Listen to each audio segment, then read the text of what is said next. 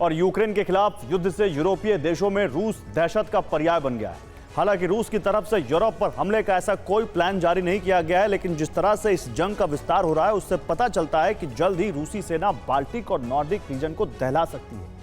आखिर क्यों रूस के खतरे का अनुमान सच होने की आशंका बढ़ गई है, अब आपको इस रिपोर्ट में दिखाते हैं। युद्ध विराम की हर संभावना खत्म होते ही रूस यूक्रेन के बीच नए सिरे से बारूदी तबाही शुरू हो चुकी है।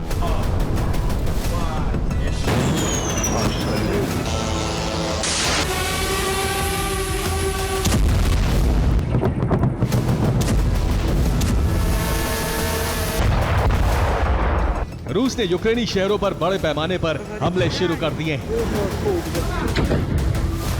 एक ही दिन में रूस ने यूक्रेन पर बड़े पैमाने पर हमला कर यूक्रेन समर्थक देशों को भी दहला दिया।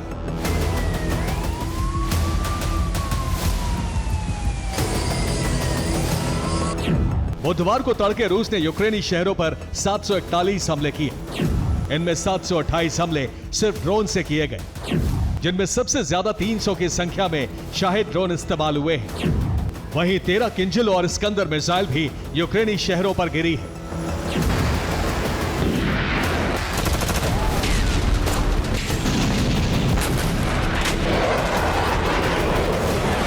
हालांकि यूक्रेन का दावा है कि रूस के इन हमलों में इस्तेमाल ज्यादातर ड्रोन्स को इंटरसेप्ट कर लिया गया है। तस्वीरें बता रही हैं कि अब रूस का मंसूबा संपूर्ण यूक्रेन पर कब्जे का है। पुतिन के यूक्रेन पर कब्जे की नीयत हालांकि कभी छिपी नहीं रही, लेकिन इस बार यूक्रेन में open source deep state monitoring website ने इसे तथ्यात्मक रूप से भी पेश कर दिया है।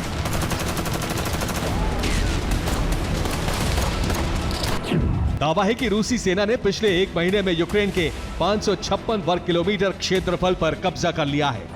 यह कब्जा लिवरपूल क्षेत्र से करीब 4 गुना बड़ा है, यानी कब्जे में लिया गया क्षेत्र लगभग शिकागो शहर के बराबर है।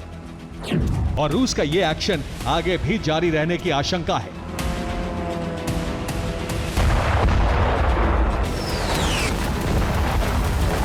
ऐसा इसलिए क्योंकि रूस के ग्रीष्म प्लान में 3 मोर्चे टारगेट पर हैं।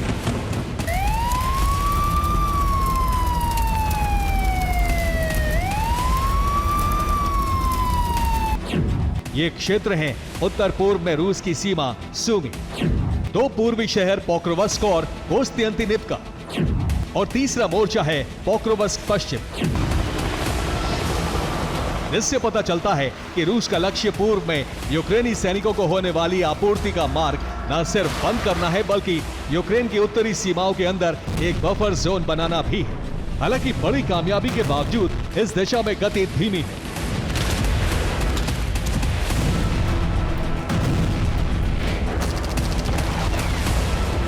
क्योंकि रूसी सैनिक सूमी क्षेत्र में अब तक 10 से 12 किलोमीटर ही घुसने में सफल रहे हैं, और गति यही रही तो इस कामयाबी को 70 साल का समय लगेगा। लेकिन रूस के इसी कदम ने यूक्रेन, रूस और बेलारूस के सीमावर्ती देशों में खलबली मचा दी है।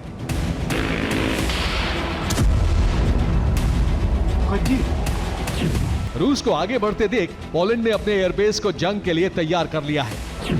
पोलैंड ने अपने सभी फाइटर जेट्स को हाई अलर्ट पर रखा है। वहीं फिनलैंड ने अपनी सीमाओं पर माइन बिछाकर उसे सील कर दिया है, जबकि बाल्टिक देशों में यही कदम लिथुआनिया ने सबसे पहले उठाया है।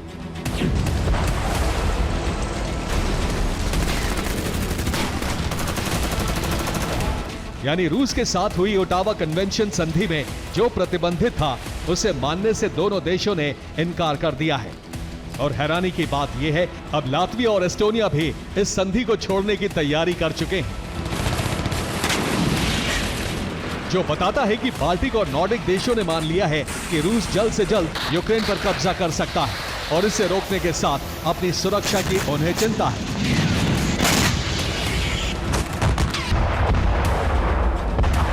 लेकिन क्या रूस रुकेगा? जवाब कुछ घटनाक्रम से मिलता है।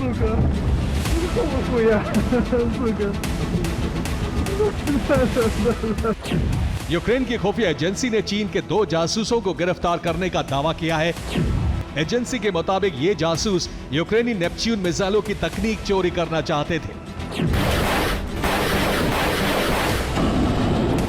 यानी यूक्रेन के खिलाफ जंग में अब रूस अकेला नहीं बल्कि चीन भी शामिल है।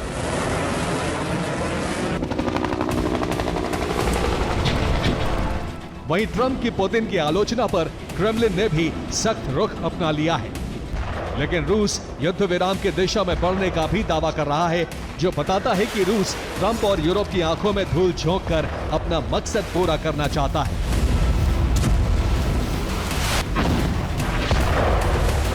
Bureau report, TV9 Bharatvarsh.